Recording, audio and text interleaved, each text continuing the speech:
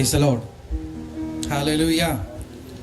దేవుని పరిశుద్ధ నామమునకు మహిమ కలుగును గాక. ఈ రాత్రికాల సమయమందు ఈ రీతిగా బర్త్డే కృతజ్ఞత కూడిక అనాలా, లేకపోతే సువార్త సభ అనాలా, తల్లిదండ్రులు ఇరువురు కూడా అద్భుతంగా ఏర్పాట్లు చేశారు.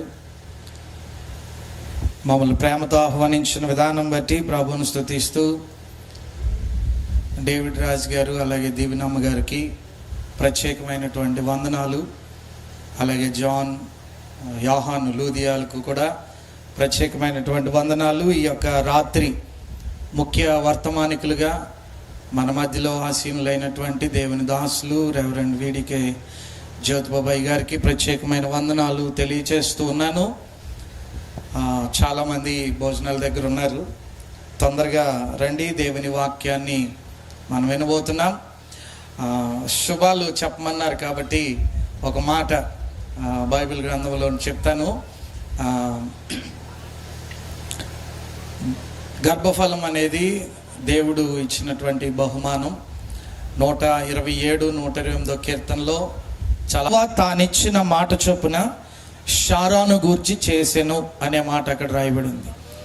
దేవుడు ప్రతి ఒక్కరికి వాగ్దానం చేశారు. చేసిన వాగ్దానము తప్పకుండా ఆయన నెరవేరుస్తారు.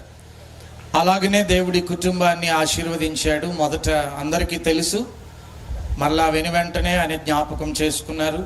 కుమారుడు, కుమార్తెను దేవుడిచ్చాడు.